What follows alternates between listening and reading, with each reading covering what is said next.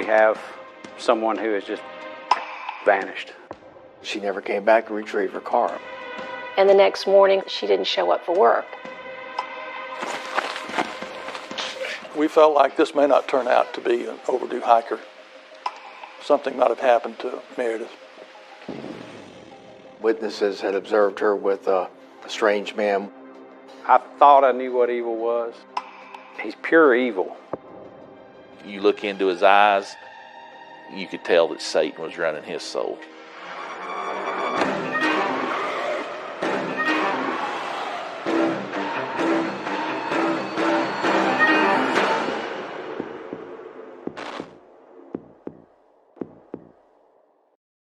It was a perfect way to ring in the new year. 24-year-old Meredith Emerson and her beloved dog Ella would take a hike up Blood Mountain in Georgia.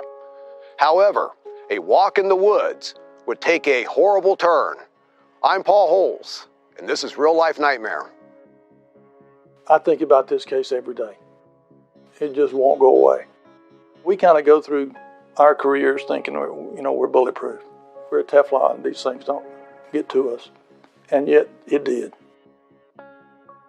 She was such a good person, and this didn't need to happen to her. Meredith Emerson was a 24-year-old vivacious young woman. She came here to go to school at the University of Georgia, where she majored in French. She had lots of friends. She had a roommate, she had a boyfriend, and she had a black lab mix named Ella. And the picture that you see of her most often is her with the diploma from doggy training school with Ella. And she adored that dog. Very outgoing, very intelligent, very strong, avid hiker. She was studying martial arts. She was very good at it. She loved to get away and hike on the Appalachian Trail. Just a young woman that everybody loved and wanted to be around. On January 1st, 2008, Meredith was supposed to hang out with her boyfriend, but they had had a phone conversation and she felt that he was a little snippy, so instead of hanging with him, she and Ella headed up to Blood Mountain, which is an approach trail to the Appalachian Trail. It's very popular and it's beautiful. The Blood Mountain Approach Trail is probably one of the most recognized hiking destinations in Georgia and the Southeast. Meredith came to that parking lot and began to hike up the trail. And on January that day, it was probably mid to low 50s, bright sunshine. It was a good day to go hiking. Meredith Emerson failed to come home that night. Nobody knew anything about it until her employer called her roommate the following day and said she didn't make it to work. Her friend Julia, with whom she lived, did get concerned on January 2nd. Meredith and her dog were not there. Often the dog would wake up both of them in the mornings. This isn't normal for Meredith. She always shows up for work. Nobody knew, none of her friends knew where she had gone. She left a note on a chalkboard in her apartment, going hiking with Ella, but she didn't say where. When Meredith's friends were trying to decide what to do, they looked at a hiking guide that she had where she had marked up some of her favorite trails, and one of them was Blood Mountain.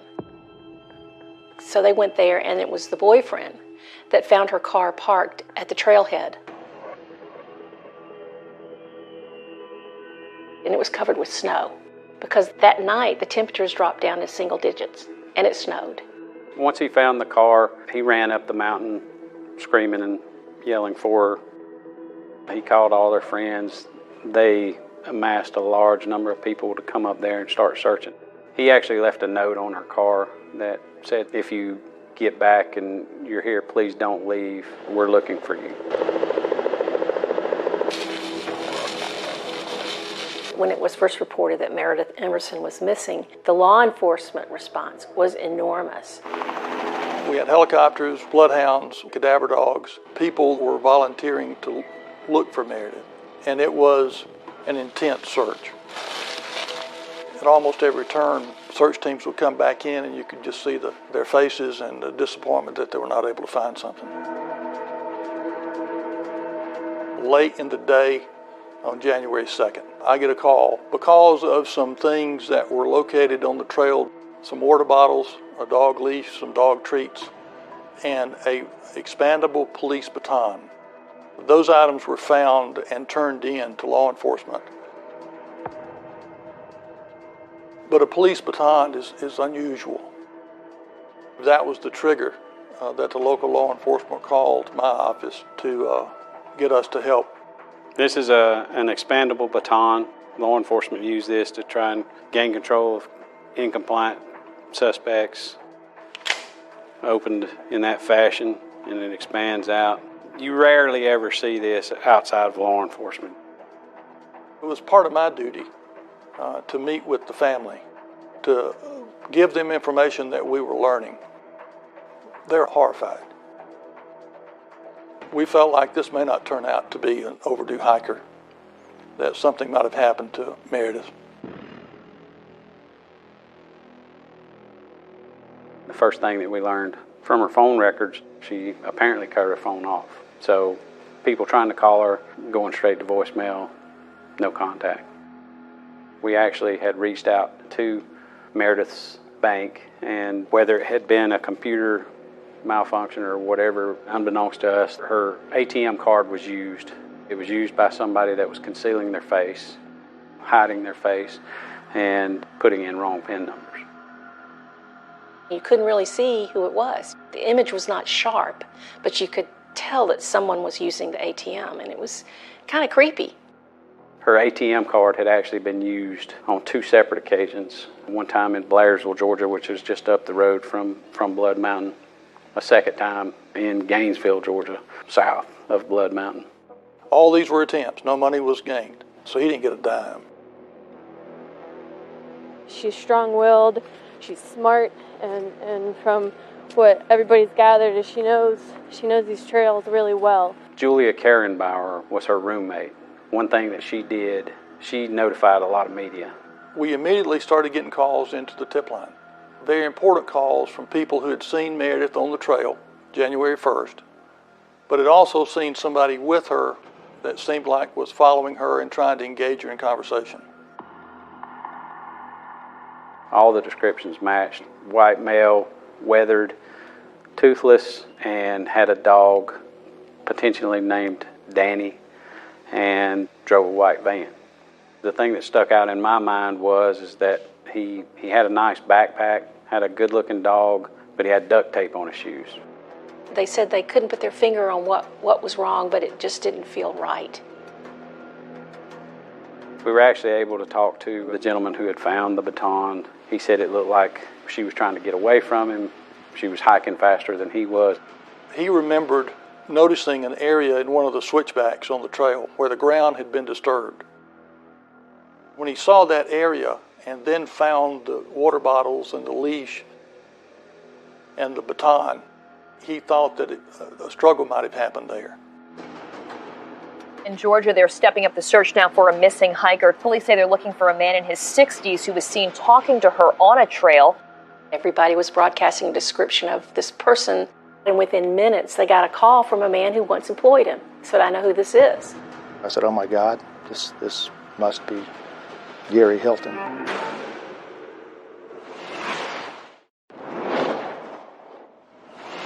Tonight, the search for a missing female hiker in the North Georgia mountains and a person of interest.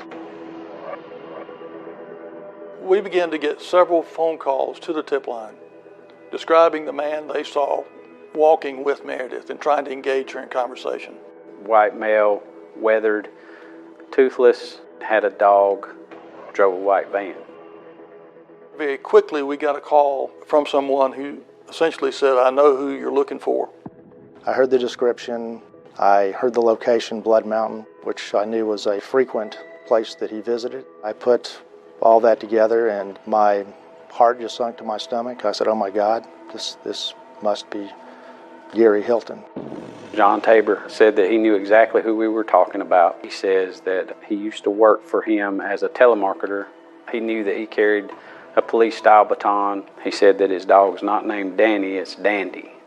And that's why he knew that it was actually Gary Michael Hilton. Tabor said that he was a survivalist, he was a hiker, and he lived in the forest in his van. He had said that Hilton liked to frequent national parks. He knows that he drives a white van because he bought it for him. He actually provided us with the tag number for the van. At that point, we were able to pull a driver's license photo of Gary Michael Hilton. Within minutes, they had a photograph of him, and it was blasted everywhere. We now have a name and a picture. They are looking for Gary Michael Hilton. He's 61 years old. One of the most unsettling details Tabor relayed to the GBI was the reason that Gary Michael Hilton was toothless is because he used a pair of pliers to pull out his own teeth. Because he felt like it made him look scarier, people wouldn't mess with him. All he'd have to do is grin real big with some sharp plucked teeth and people would leave him alone. There came a time where Hilton called Tabor. This was before everything started with Meredith Emerson, and demanded an enormous amount of money. He threatened to kill me if I didn't give him $10,000. He said he didn't care how I got it, but that he wanted it. Which only confirmed for Tabor that this guy was unstable and dangerous. Whenever we found that out, the notion that this was an overdue hiker was dashed pretty quickly. We began to find out more and more about Hilton. He had not had a lot of contact with law enforcement in the past, and the contact he had was minor stuff. A lot of the crimes that he was charged with were misdemeanors. Possession of marijuana. He set fire to something. You know, petty crimes. He had contacts with some of the Forest Service rangers in the forest. What you doing out here? Well, you're the fourth person that's come along. Am I? And asked me that. I guess they called you, didn't they?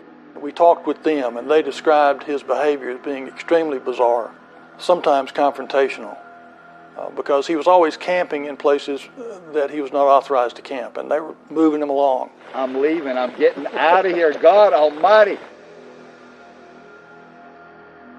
Probably a couple hours after Tabor called the GBI, Hilton called John Tabor looking for money.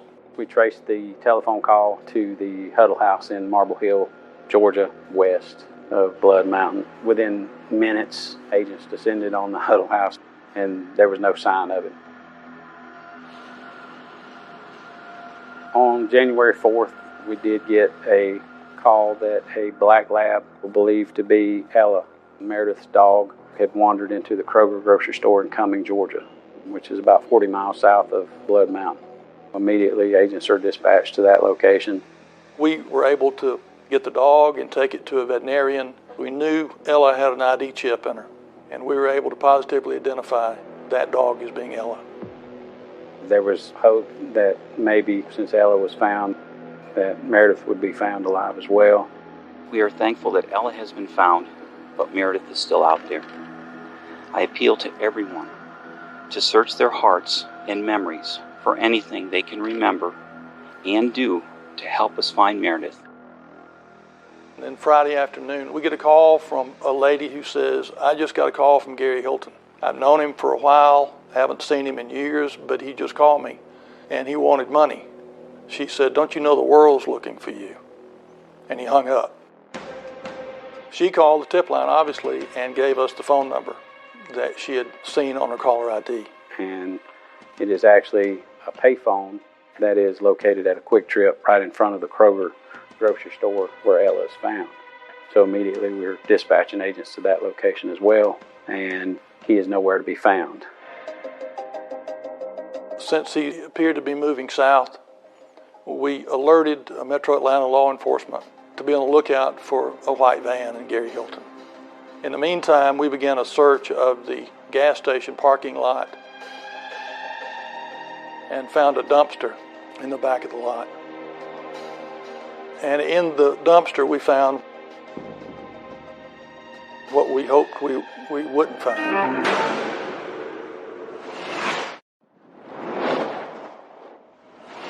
Breaking news tonight. A 24-year-old woman hikes the North Georgia mountains only to vanish into thin air. They were looking for this scraggly, toothless man who was seen hiking with her on the trail. Agents received a phone call from an individual who said, hey, I just got off the phone with him. He called asking for money. We got the phone number, and it is actually a payphone located at a Quick Trip right in front of the Kroger grocery store where Ella is found. We began a search of the gas station parking lot and found a dumpster. And in the dumpster, we found what we hoped we wouldn't find. We found personal belongings of Meredith, bloody clothing, her driver's license, men's boots with blood on them. Everything that she had with her when she had gone up to Blood Mountain was in this dumpster. The blood was so heavy that I knew this was not going to work out like we had hoped. While we're processing that scene, a person in Metro Atlanta, a citizen, calls 911 and says, I think I'm looking at the man y'all are looking for. Okay, 911, what's the exact location? I have the person of interest in that missing woman case is at this Chevron gas station on Ashford Dunwoody. The van is here, the dog is here, the red dog, and I saw the man's face, and I've been watching the news, and I know it's him. He's making multiple trips back to his van and getting out and taking it to a dumpster. I can go take him down if you want. No, sir, stay right there. Okay. At that time, we're sending the world. Oh, I'm just shaking. Is there somebody en route? Yes, sir. Okay, because he looks like he's finishing up. Here comes the cops. Yes. Police are there? Yes. Yes. They got him. And it was while he was trying to wash the blood out of his white Astrovan that they finally caught him. One of the first things I asked the officers who took him into custody is she with him? It's a gut punch when they say no, he's by himself. Once we found and arrested Gary Hilton, they took him to our headquarters office, and he was very uncooperative. He didn't even want to sit up. He didn't even want to walk in. When I walked in, he was laying on the floor, sprawled out, basically just laying there staring into space. I immediately noticed he had a pretty pronounced fingernail mark into his nose. His hand was swollen. He had some other defensive wounds on his neck, like claw marks. I was trying anything to get a response from him. The only thing he told us was his Miranda warnings. And then he said that he didn't want to talk to us at all after that. Tonight, at around 8 o'clock this evening, Gary Michael Hilton was located. Hope that he's talking and they're getting good information from him. Your hopes from Meredith at this hour? Of course, unharmed. That she walks into that same damn Kroger that her dog did. That's what I want.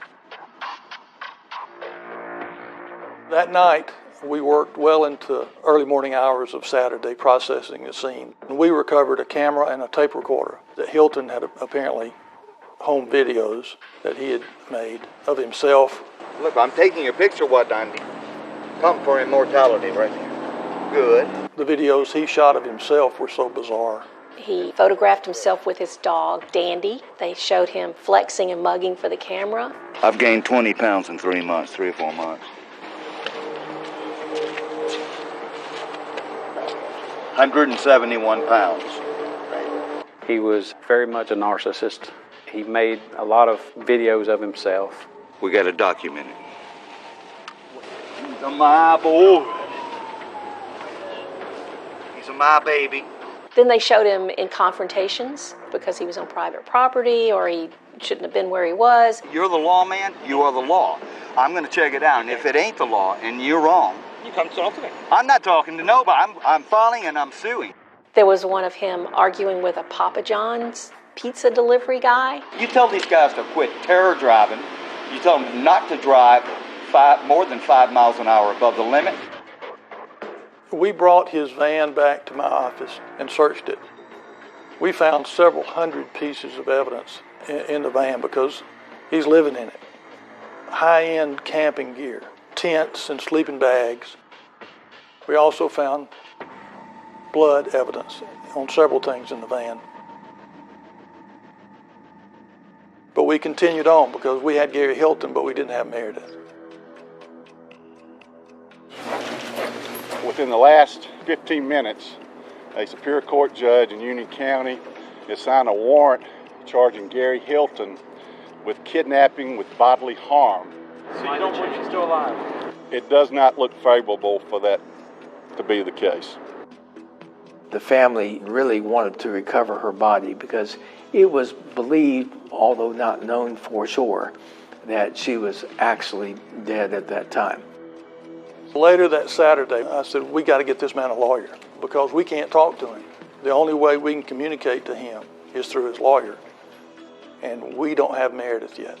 So Sunday morning, he was appointed a lawyer. And I told his lawyers, I said, here's everything that we know and have.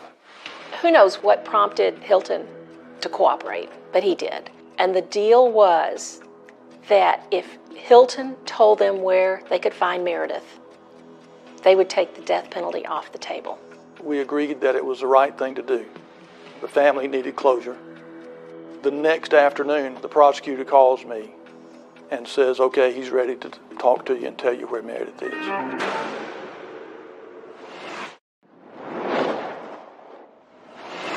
Authorities arrest Gary Hilton in the disappearance of Meredith Emerson. They found bloody evidence in his van and in a dumpster, and were about to find where he had been keeping Meredith. We actually made a deal with Hilton to take the death penalty off the table if he would take us to her body. So me and the case agent traveled up to the jail, got him out, and he told us where she was. What we'd like to do is let you now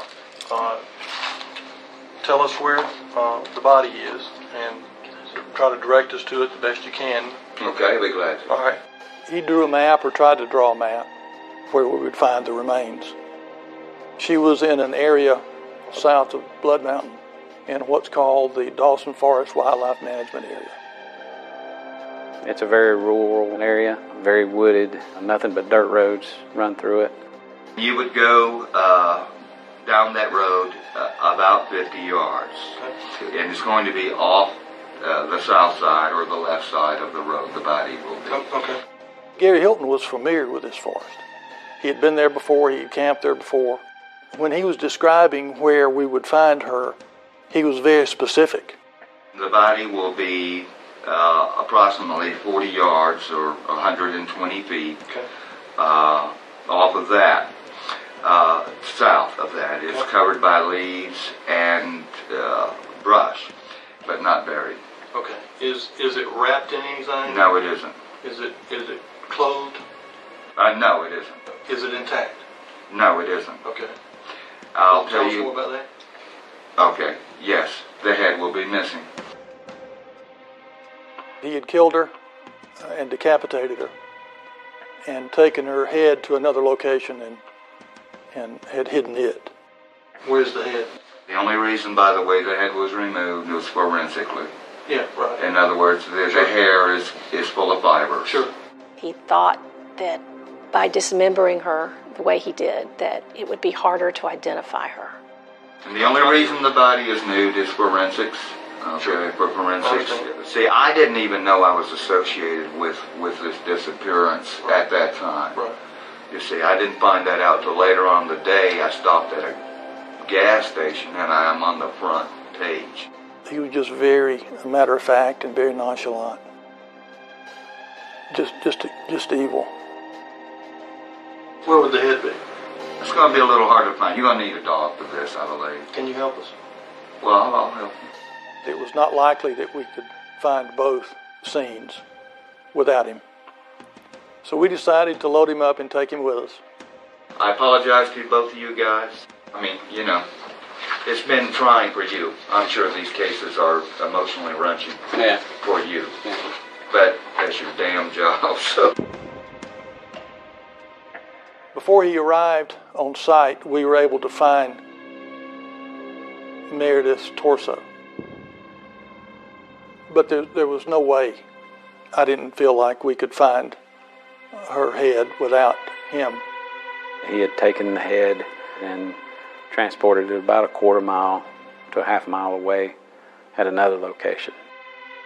And so we drove him up to an area where he told us to stop. We got him out of the van, and he and I began to walk down this small little woods road in the dark. He was chained, had leg irons on.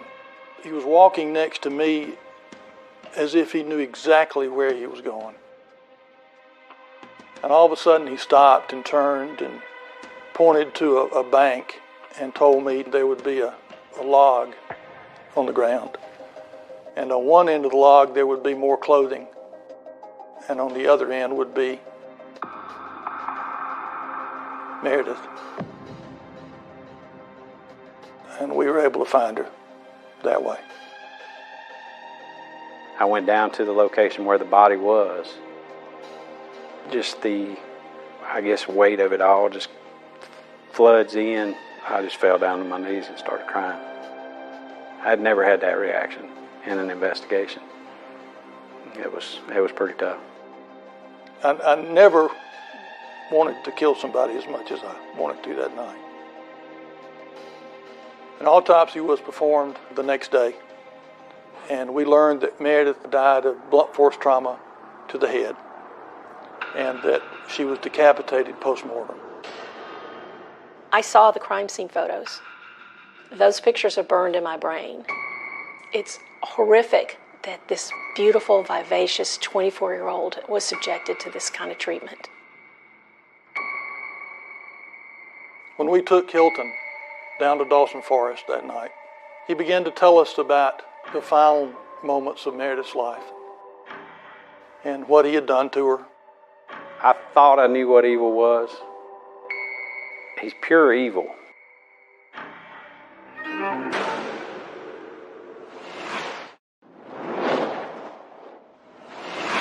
"61-year-old Gary Hilton made a deal to lead police to the body of Meredith Emerson.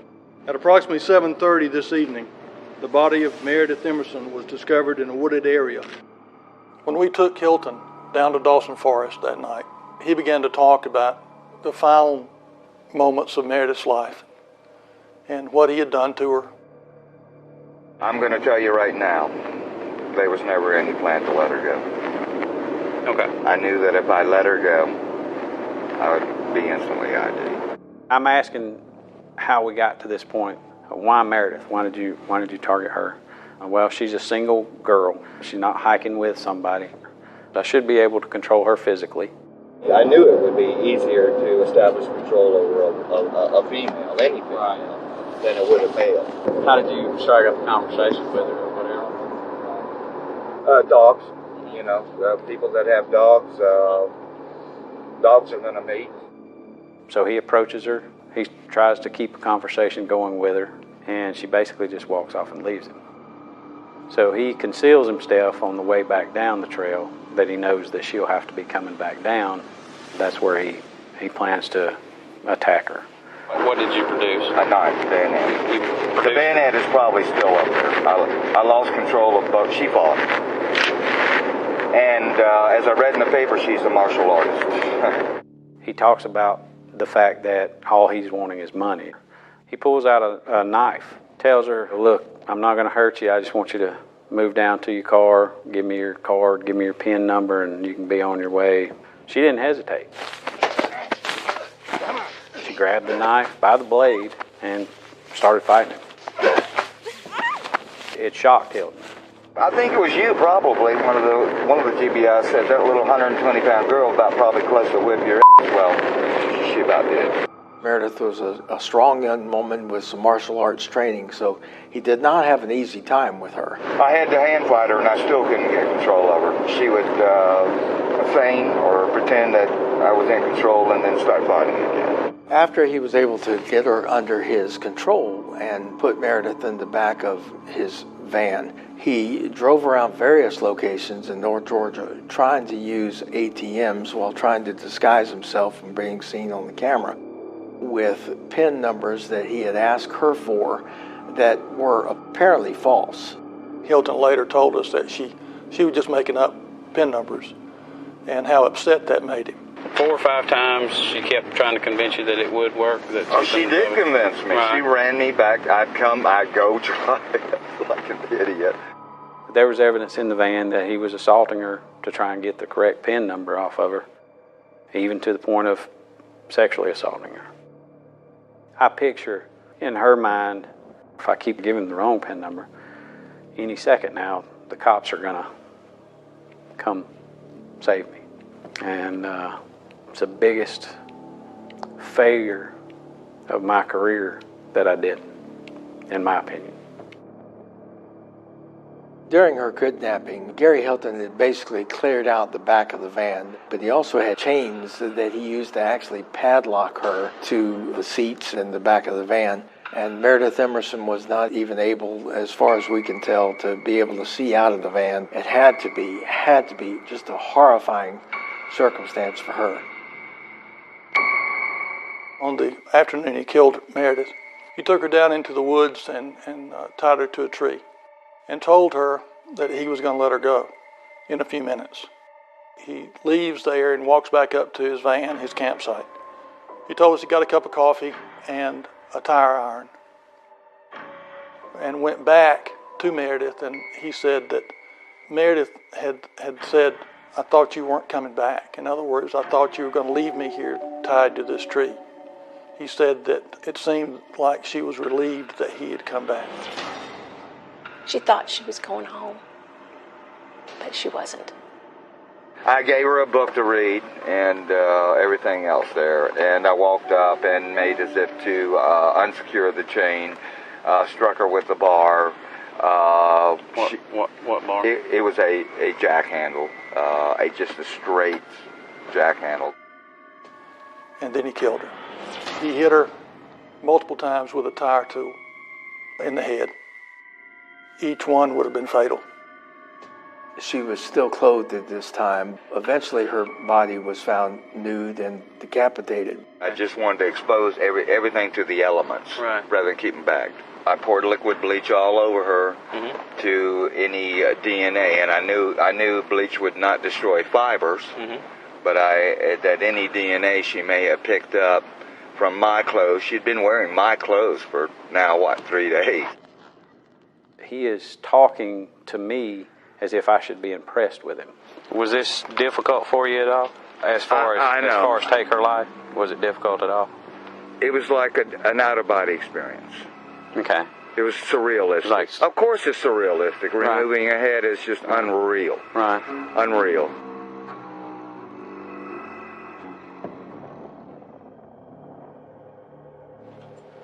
Gary Hilton, on the morning of January 31st, was indicted in Superior Court. And then right after lunch, he pled guilty and was sentenced. Do you now want to enter a plea of guilty? Yes, Your Honor. And how do you plead to the charge of the murder of Meredith Hope Emerson? Guilty, Your Honor. Toward the end of the proceeding, the judge asked the Emersons if they wanted to make a statement, and they both did. You could have heard a pin drop in the courtroom. Meredith was our shining light in our lives. And now we are left with a hole in our hearts that will not heal. I believe he is nothing more than a bully and a weak-minded coward who preys on others. He fancies himself a survivalist, while anyone can see he's a scared little man on the run. He's the fool who goes through life too ignorant to realize he is a fool, and Meredith has exposed him. Almost nobody can have closure that's real in this situation. But what they did have was a measure of justice in a very quick time, because we had him then, and he was going to pay. I sentence you to spend the remainder of your natural life in prison. It is the intention of the court that you never receive parole. During this investigation, I got phone calls from several different states because they had missing hikers in their forest. Basically said, hey, that's very similar to some cases that we're looking at. It turned out that some of the things started shaping up. We began to get information from out of North Carolina and Tennessee, and then Florida. I remember thinking, what is going on? Who do we have here? We realized that what has happened to Meredith Emerson is probably part of a possible serial killer.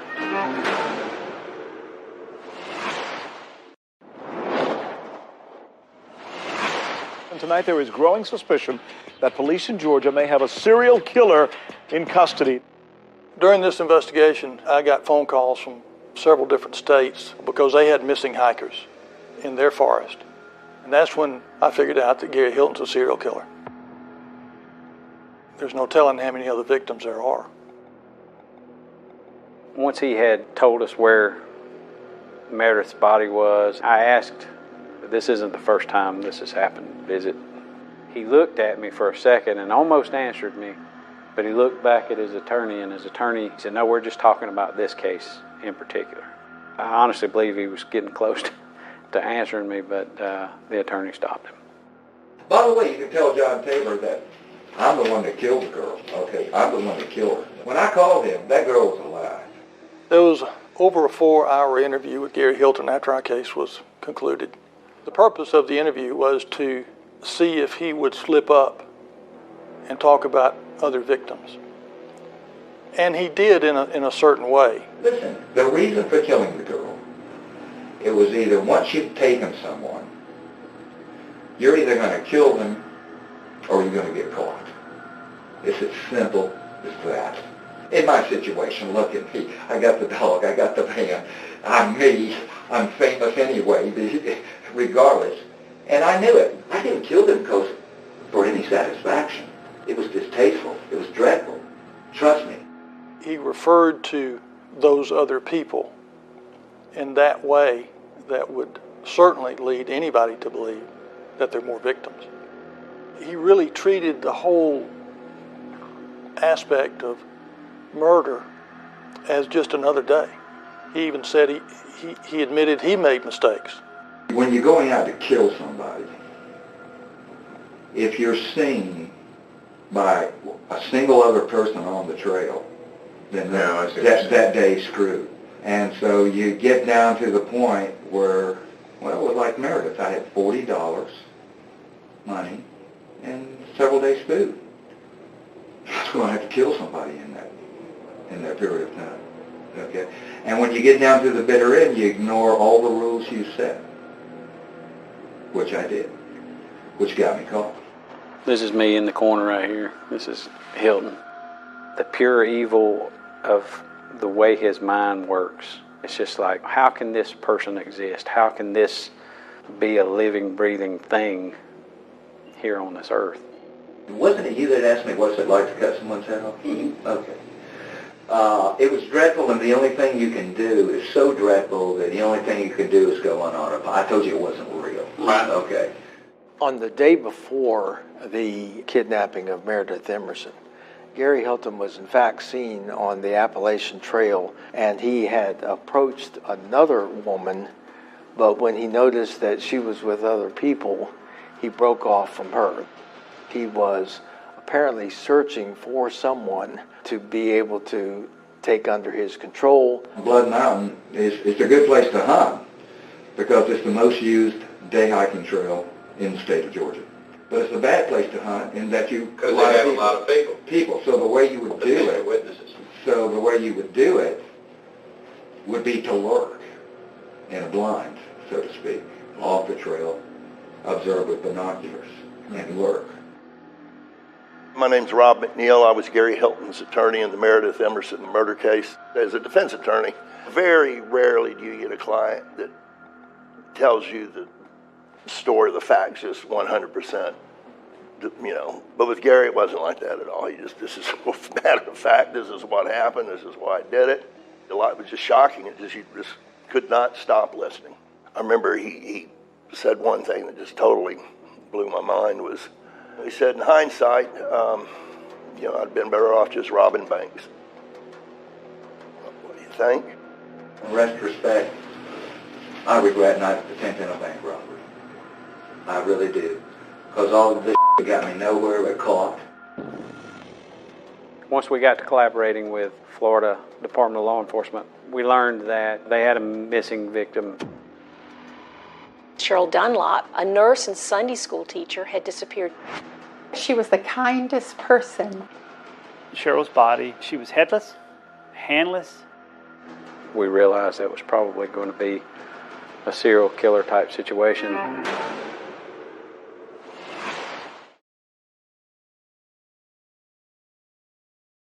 Welcome back to Real Life Nightmare. I'm Paul Holes. 61-year-old Gary Hilton kidnaps and kills a young college graduate, Meredith Emerson, as she hikes Blood Mountain in Georgia. But just 1 month earlier, a mom went missing in a Florida national park. The similarities were chilling.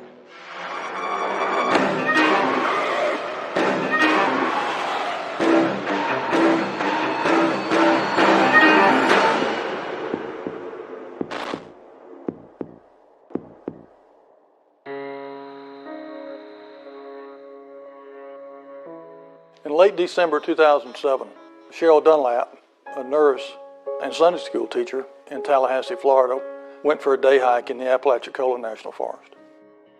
And she didn't come home. My name is Gloria Tucker.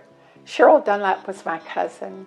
When Sherry had time to kill, if she was between calls or anything, she would sometimes go to Leon Sinks and she would sit and she would read and read for hours. They've created a venue there where there are hiking trails, there are benches in the shades, and you can go and relax and bird watch. It's a great asset to our community. Sherry was a mom of 2 boys. She was very proud of them. She had 2 granddaughters, and she was extra proud of them. Sherry was an RN, a registered nurse. Her life's mission was to help people. She was a member of the River of Life Church. She was a Sunday school teacher. She has done missionary trips to China, to Haiti, to Mexico. She was just a wonderful person.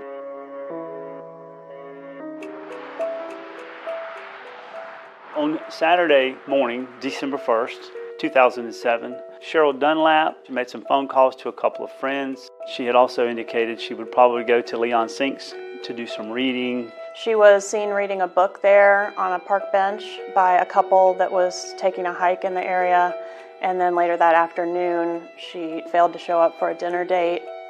As that event unfolds, she does not show up for church on Sunday morning. Some of her friends from Sunday school tried to reach out to her and get a hold of her, and they couldn't reach her on the phone, but it wasn't anything setting off alarms. Cheryl was a nurse at the Florida State Thaggart Health Center here on campus at Florida State University in Tallahassee. So on Monday, she did not show up for work. It was as if Ms. Dunlap had just disappeared into thin air. Some friends went to her house as a result of that and found her dog there, and her car was gone, so they were very concerned. We were in total bewilderment of what was going on. What do you mean you can't find her? Where is she? She would never leave and not tell someone. Subsequent to that, her car had been discovered on the highway right outside of Leon Sinks, beside the road with a flat tire. The Florida Highway Patrol had stopped and checked it. They ran the tag, but there was no alerts out because Cheryl was not reported missing. So it was merely a car with a flat tire, and they left. So when they called the sheriff's office to report her missing, they went back to the Sinks and they found her car. The car was not locked. Sherry would never leave her car unlocked. Her purse and her keys were in the car. The first thing we looked at was the flat tire. It was very obvious that something had intentionally been shoved into the sidewall of that car to flatten that tire. We knew immediately something was drastically wrong. In the meantime, they did a check on Cheryl's bank records. And as it turns out, her ATM card had been used at the same location 3 times in a period of 2.5 days. We went to the bank. They provided us a video of a man that looked like he had just taken gauze and wrapped around his head and used her ATM. I say a man, a person. We couldn't even tell. We were pretty sure it was a man.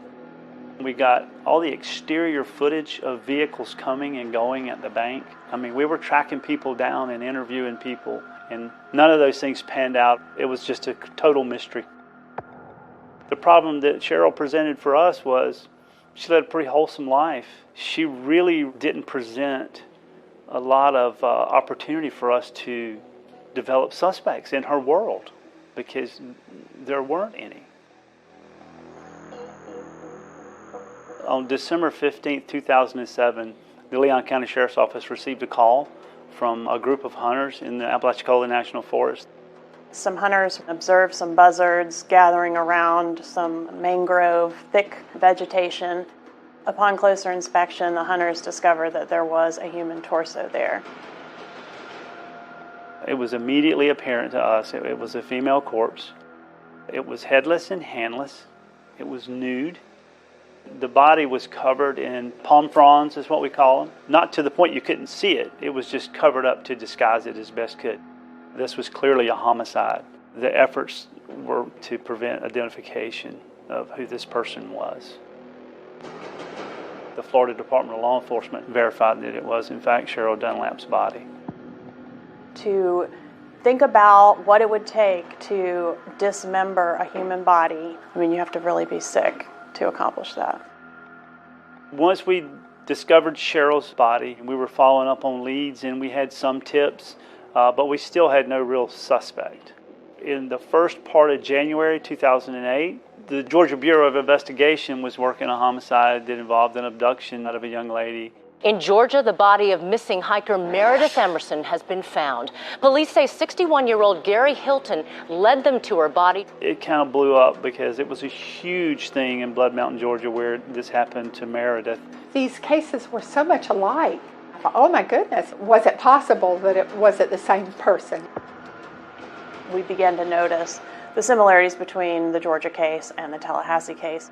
We had a hiker alone in a national forest, seems to have vanished and been abducted. The similarities were, they were virtually identical. People in our community started to see these newscasts and see photographs of Gary Hilton and his dog. That resulted in an onslaught of tips and sightings. And as it turns out, Gary had been in our community for some time. As those tips started to come in, we would discover campsites in places where Gary Hilton had camped. We would go to each and every one of those sites. We were finding consistent items up to and including the name brand of the dog food that he fed his dog. And so we had a tip from a gentleman that he had run into an older man in the woods, fit Gary Hilton's description to a T.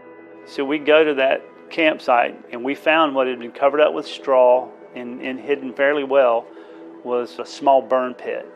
And it had ashes and debris, and ultimately they turned out to be identified as bone fragments from fingers and a skull. The head and hands were incinerated to such a degree that we were not able to conduct DNA testing to actually match the head and hands remains with the torso. But we're very confident that this is not a coincidence. We're very confident that those tied directly back to Cheryl. The condition that the body was left in suggested that there could have been some type of trauma to the head, but the head and hands were so badly burned that we were not able to determine a cause of death for Ms. Dunlap. Decapitating a person and cutting their hands off, it just tells me that this guy's mental capacity is beyond what I can describe, other than just savage and psychopathic. Probably the big turning point for us that we knew that we were onto the person that committed this hideous crime was when our criminal analysts ran Gary Hilton's name in a database, and it turns out Gary Hilton had an encounter with a law enforcement officer in the Apalachicola National Forest that would put him in our community in and around the time that Cheryl Dunlap's disappearance occurred. It was all beyond coincidence at that juncture. We knew Gary Michael Hilton was responsible for this. What he did to Meredith Emerson, he did to Cheryl Dunlap.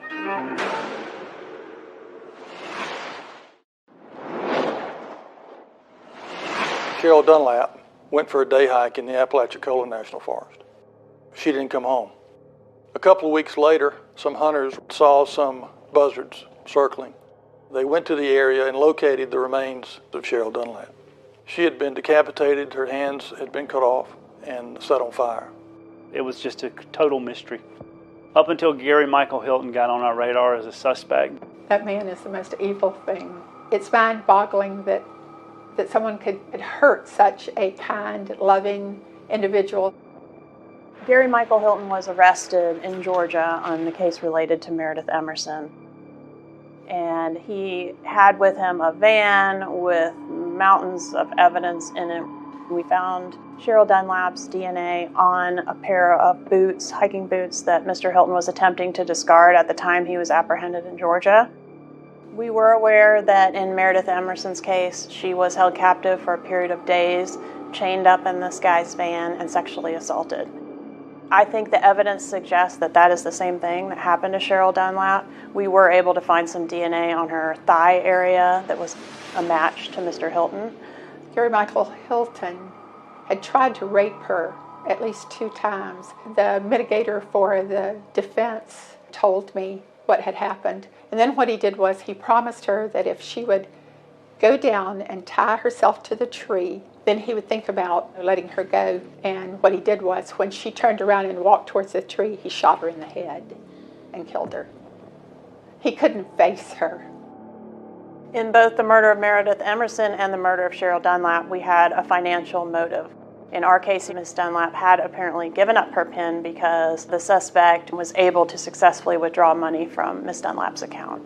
We compared the photographs of those ATMs to the ones that we had developed in Georgia, and it was obviously the same person, no doubt. Gary Michael Hilton confiscated $700 out of Sherry's account. But $700 compared to Sherry's life, that's nothing. A bayonet was found in connection with the Meredith Emerson case on Blood Mountain. That bayonet was significant to my case because the tool mark examiner that looked at Cheryl Dunlap's tire that had been punctured was able to say this is the actual tool that was used to puncture Cheryl Dunlap's tire.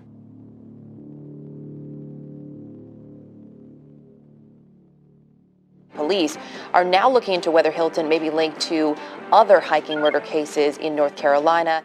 We had a meeting this afternoon with investigators and prosecutors from North Carolina regarding a double homicide. Well, before Cheryl Dunlap, in North Carolina, an elderly couple, John and Irene Bryant, had gone hiking in a national forest in Transylvania County. And they did this all the time. But their children lived in other places, their adult children, and one of them noticed hadn't heard from Mom and Dad. John and Irene Bryant were married for 58 years after meeting each other on a blind date. They had 4 children and 11 grandchildren. The pair loved the outdoors, and in their retirement, they hiked almost weekly. Sadly, their last hike would result in an unthinkable tragedy. They found Irene Bryant near her car, near this national forest. She had been killed by blunt force trauma to the head. Mr. Bryant was not at the scene. John Bryant was found in February after he and his wife had disappeared in October. John Bryant's body was recovered in the Nantahala National Forest. He was shot. They connected them also to Hilton because someone had used their ATM card and withdrawn $300 from their bank account. Both the build, the mannerisms, everything was clearly matching up to Gary Hilton. Actually, the first DNA sample that we removed from the van wound up being Mr. Bryant's DNA. He had a method of operation, an MO, and it was to find people who he perceived as weak, who might be a money bank for him. You know, it could have been any of us. I'm a father of 2 daughters and a husband and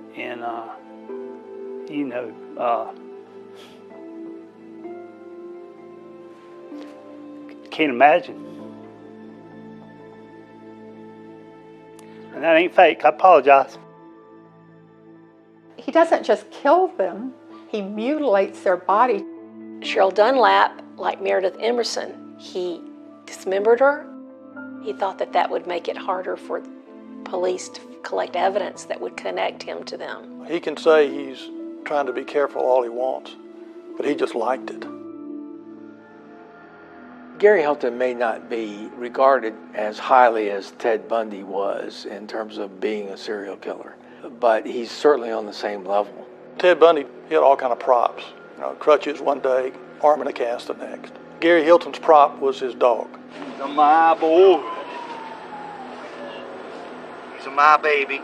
He used Dandy as his approach mechanism, kind of an icebreaker with Meredith to gain confidence. And I'm sure that he did that with all his victims. Come for immortality right here. Good. The camera's right there. Hilton could turn on the charm when he wanted to be. He'd get stopped by a ranger and he'd, chat him up and act like a guy that was just living his life in his van. What you doing out here? Well, you're the fourth person that's come along. Emma, I'm leaving. I'm getting out of here. God almighty. He jokes around. He's acting very bizarre, but he doesn't present in some of those situations, I'm crazy dangerous. Maybe just crazy, but maybe not both. Hey, I love you. Mr. Hilton, you take care. His IQ is extremely high, so he's able to communicate very well. Lawyers and everyone else ask me constantly, how come you're so seemingly intelligent?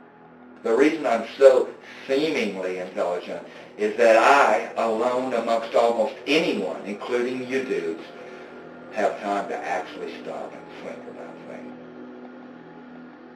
During this investigation, I talked to a lawyer, and he told me about a movie that the lawyer, had participated in making.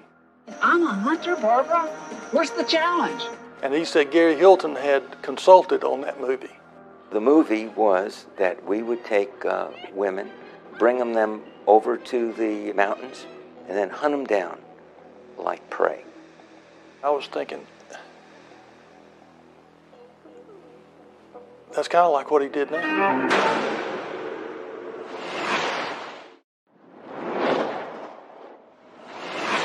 Gary Hilton told us that he would have continued to kill people had we not caught him. And there's no doubt that he would have. I'm Samuel Rail, and I was Gary's attorney for a number of cases, and then also his close acquaintance. Actually, Gary was my very first client. He was there as a small-time crook doing charitable work, except there's no charity. It's for Gary. He was a scam artist. He would call people on the phone, tell them that he's with the JCs or he's with the Shriners and he's putting on a circus for the kids, and would their company like to contribute. He'd go by and pick up the check and cash it, and that's how he made his living until, he got arrested for it a few times.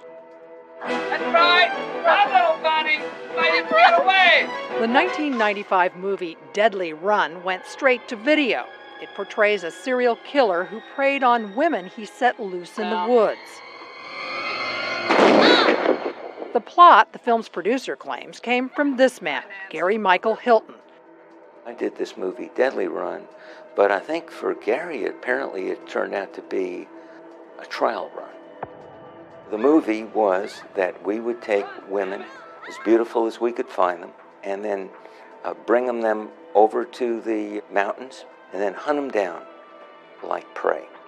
That's what got him so excited to be part of this whole movie. Meeting me can be dangerous to your health. I think Nancy's been abducted and she's most probably dead. I think the guy that did it to her has done it before to a whole lot of other women. The idea was that it would be a shock for the police to realize that they were dealing with a serial killer. Gary thought that would be a very good idea. He actually picked the spot, the location for the movie at this secluded cabin. He did. He knows North Georgia like the back of his hand. He looked around and found really what was a perfect place, just a little cabin out in the middle of nowhere. I don't know how anybody finds it. He knew how. The cabin was located near Cleveland, Georgia. 30 miles to the southwest, the mutilated body of Meredith Emerson was discovered. It seems pretty unbelievable. Somebody who helped produce a movie about a serial killer turns out to be a serial killer. Bizarre, right? How did someone who I knew and knew so well all of a sudden turn out to be such a person?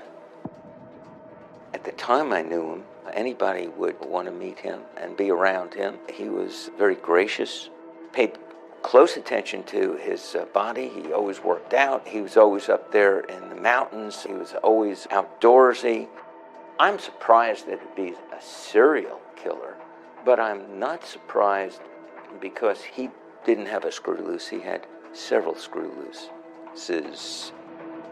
He was a fellow with a lot of problems, which is why I really wanted to help him out. Growing up, Gary Hilton, his mother divorced his father, and there was an instant when Gary was 14 years old, and he thought that his stepdad was mistreating his mother. So Gary was able to get from a friend a handgun one day when he was arguing with his stepfather. He threatened to shoot him, and Gary did. He didn't kill him, but he shot his stepfather when he was 14. He was charged with a juvenile offense then because he was so young. Later on, he joined the military, was stationed in Germany for a while at a base that he said handled nuclear weapons. He had been discharged because he was thought to be becoming schizophrenic. He would use that kind of language, military language, when he would talk about when he would go to the mountains, call them operations. And he would say he was hunting people. Blood Mountain is a good place to hunt because it's the most used day hiking trail in the state of Georgia. He married 3 times. He actually, during one of those marriages, bought a home. Then, all of a sudden, he's homeless, lives in a van in the forest. His criminal history was just a lot of run-ins with law enforcement. He'd get arrested and charged with possession of drugs, or he was trespassing. He had dozens and dozens of those experiences, but none really serious enough to send him to prison for a long time. That's what made law enforcement wonder if he had other murders in his history, because how do you go from drug crimes or trespassing to serial killing? You don't. That's a big jump. At the time that we arrested Gary Hilton, he was 61 years old. It's hard to believe that somebody 61 just woke up one morning and says, I'm going to go kill people like this. It's unlikely that there are no other victims. I am 99.9% sure that Gary Hilton has committed more than the 4 murders that we can prove. To this day, they're still looking to see if he might have done more. Rosanna Milani was one of the names that came up. There were just so many similarities that the question is, was it Gary Hilton or who was it?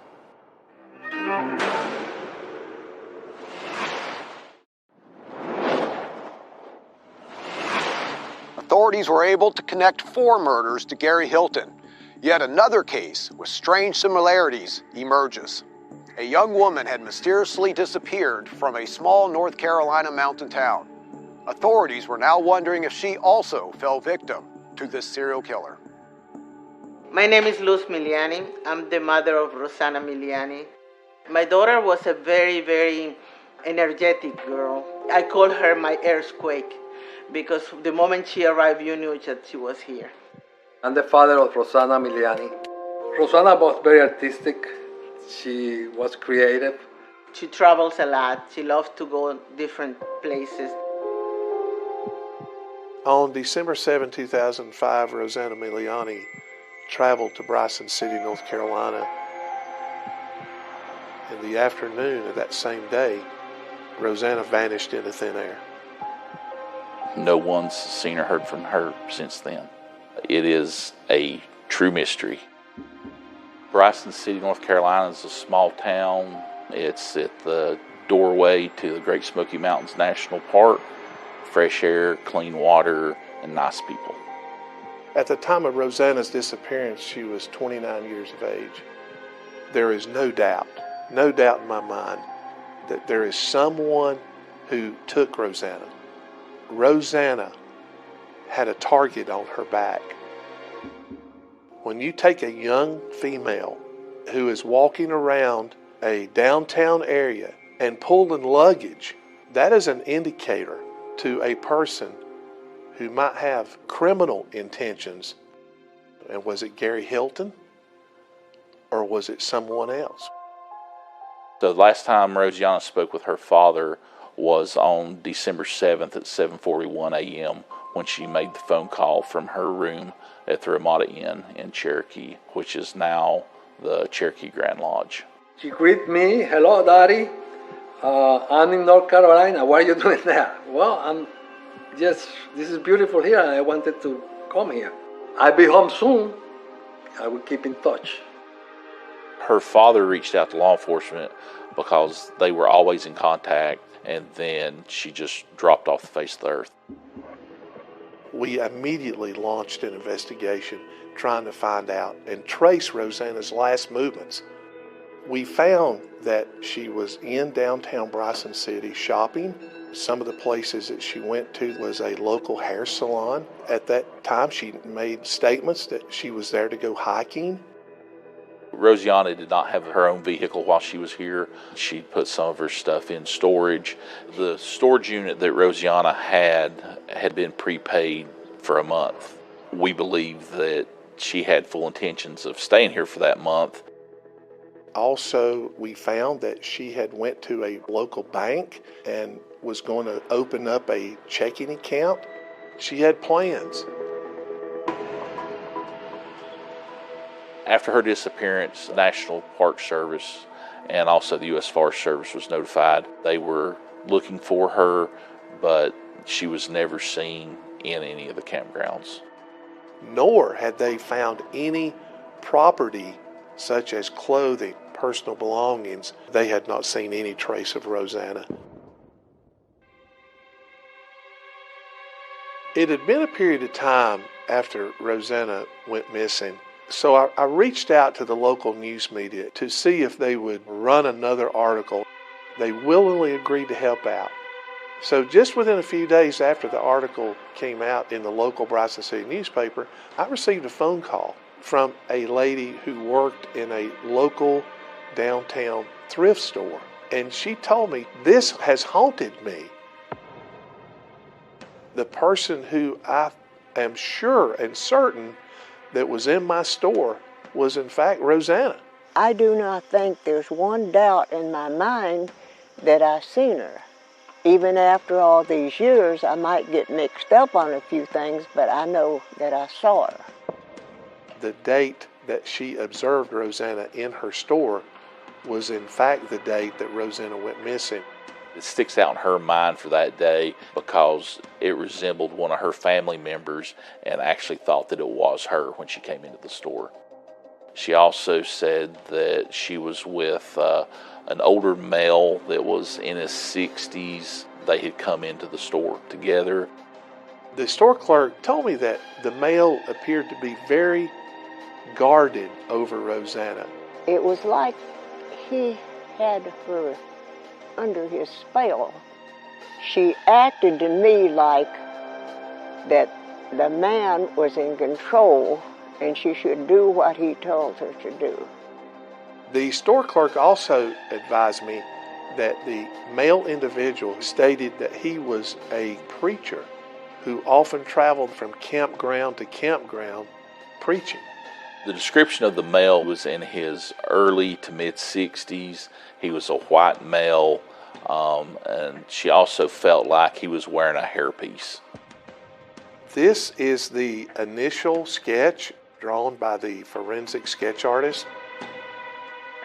There were some similarities to Gary Hilton. Looking at that composite kind of makes me remember the photographs we got at the ATMs. Even though he was wearing a mask or a homemade mask, it was obviously him. And that's close. That's real close. You got the same hairline, the same brow line, the same nose. Also on the descriptors that the store clerk gave was that the gentleman that was in there appeared to be balding. Gary Hilton was also balding. Do you think it's possible that Gary Hilton was the man that came into the thrift shop? I not only think it's possible, I know he's the man that came in the thrift store. And I broke out in a sweat. I was that close to a murderer. During the investigation, we were able to confirm Gary had been in our area the time of the disappearance. This area is full of hiking trails, campgrounds, areas that he frequented to where he could get control of his victims. John Bryant was an elderly victim of Gary Hilton. The area to where Mr. Bryant's body was located in the Nantahala Forest is adjacent to Bryson City. There were just too many similarities. The North Carolina State Bureau of Investigation did determine that those links were credible. So it was decided that we needed to conduct an interview with Gary Hilton. This is about a lady by the name of Rosanna Miliani. Okay, I know who you're talking about. You look into his eyes, and you could tell that Satan was running his soul.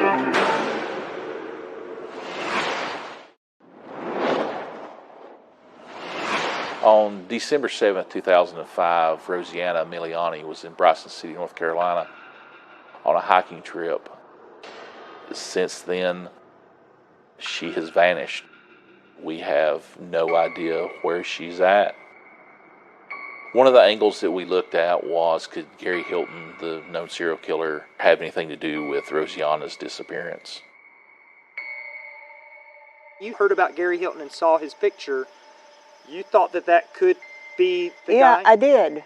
Right off the bat, the first look, I have no doubt in my mind that this is the man that came in the thrift store. After the sketch was completed, there were some similarities to Gary Hilton. I do think the sketch will be the biggest clue that you have to find this lady. To this day, the person that the store clerk reported seeing has never come forward. We've not had another person call and say, I think this is such and such. We have nothing.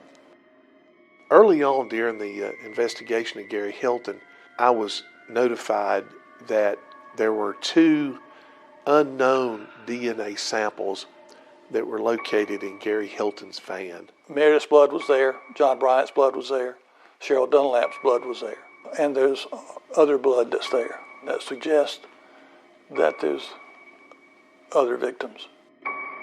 DNA for Rosanna has been compared to other unknown DNA samples, and we've not received any positive connections between them. Even after all these years, we don't have any evidence linking anyone to the disappearance of Rosanna. It is a true mystery. One of the things that we had decided that needed to be done was myself and Special Agent Shannon Ash traveled down to the prison in Florida where Gary was being held, and interviews were conducted with him. This is about a lady by the name of Rosanna Miliani. Okay, I know who you're talking about. There's a couple reasons I want to talk to you about this. Well, it fits my MO. Other than just thinking that's one creepy SOB, he was very cooperative. But on the other hand, when you looked into his eyes, you could tell that Satan was running his soul. He talked about everything. He went over other victims, how he did it, why he did it, very graphic details. One of the primary reasons I did these abductions was to rape the women. Even though I had fantasies of killing and raping women, the killing part was just to keep them getting caught. Sure. I did not like the killing. I usually didn't even like to fantasize about the killing. I would put that out of my mind.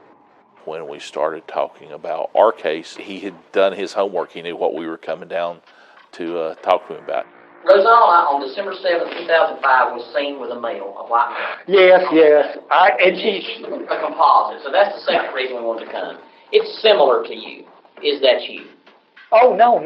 Listen, well, let's cut to the chase right now. Okay, listen, the description I got was he was 50 to 60 years old. Okay, not only that, she was a hiker, I was a big-time hiker. Yeah. She disappeared during a hiking trip under some circumstances. My victims were all taken in the woods. Okay, it all fits together. But listen, it fits me, but it wasn't me. Okay? That's one thing Gary Hilton will do. He will deny it until you can show him that you've got enough evidence that it's going to get him. I've got to admit, I wasn't much of a serial killer. Okay, I should have had a long career, and I should have killed lots of people. And I just f***ed up. I committed. I mean, it's embarrassing. It is. How many were there? 4. 2 Brians. There was Meredith Emerson and Cheryl Dunlap down here. That was it. After the first interview, we felt like we had enough of a rapport that we asked Gary if he would be willing to take a polygraph exam. He said he would. We then flew back to Florida with our polygraph examiner, and we got the results from the polygraph exam.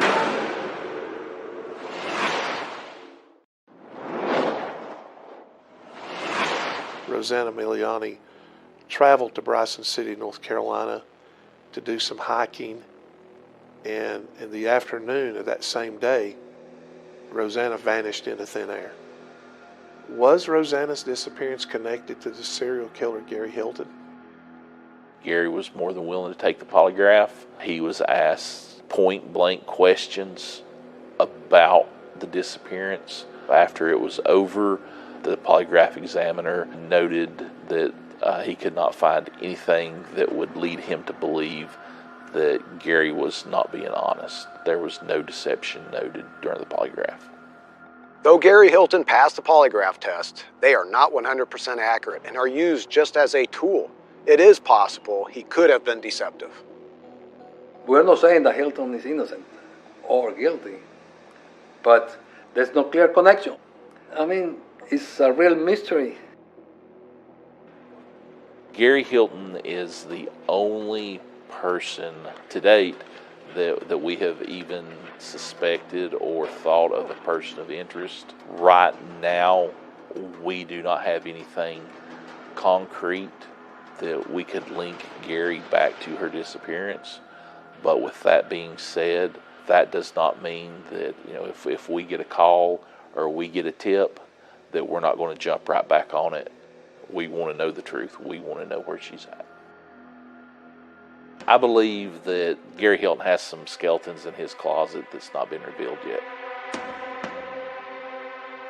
There's someone out there that definitely knows what happened to Rosanna. Living the way it is now without knowing, I think is a torture. It's very difficult. Every single minute. She's in my mind. I'm 75 years old, and I don't like to die without knowing what happened to my daughter.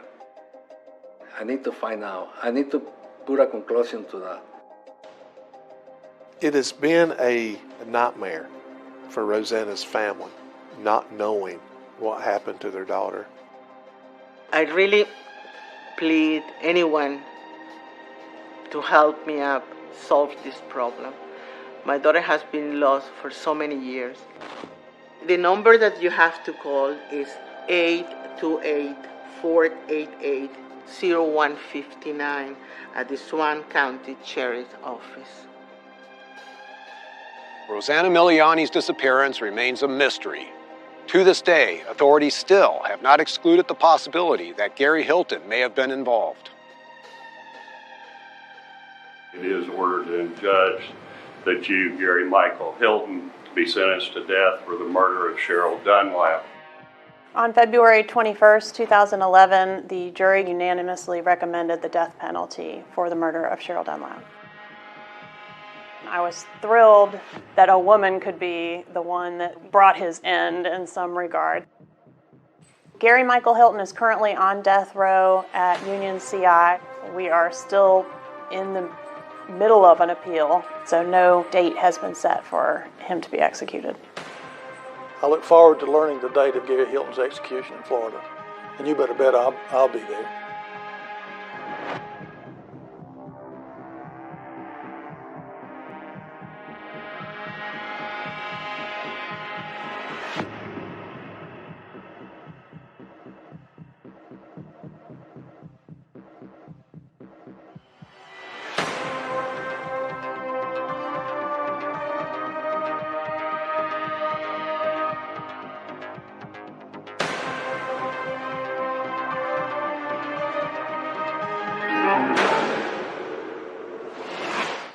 我操！哎，真不，我说这不是一个级别的，那个，哎，这200不算贵，比北京那便宜。哎，我跟北京跳那个，就刚才你们看那视频，那是一个小湖，你知道吧？那个小湖，你给人感觉吧，反正也挺吓人。我操，这他妈面对整个大海，从他妈那往下跳，远处，哎呦，我操，那制空感，妈吓死个人呀！吓死个人呀！这动漫体验是什么？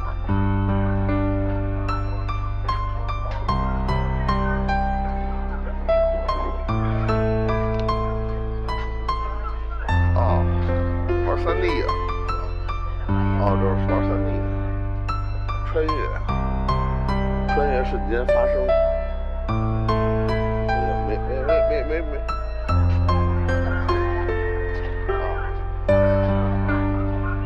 有喝的吗？来一瓶喝的。这屋子这有风。帅哥来杯奶茶吧。哎呦，喝别的。喝别的。我也看。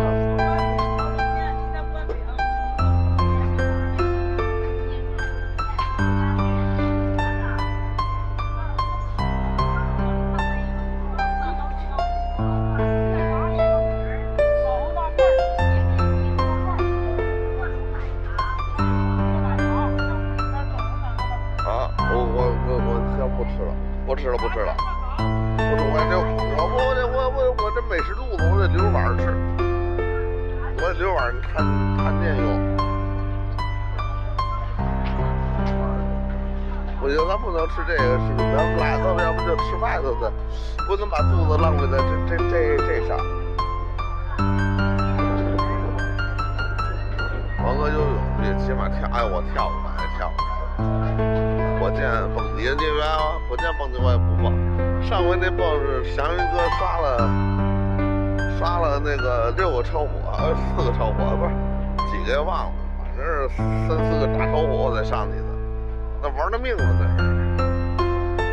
现在我不跳了，现在他妈是要命的，要命啊！那会儿年轻还行，那会儿我才39岁，现在都40了，不行了。那会儿我30多岁还能干这事儿，现在40多了干不了这事儿了。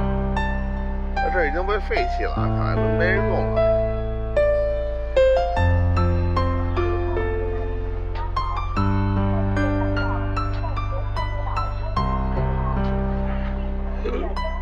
还真是100万热度。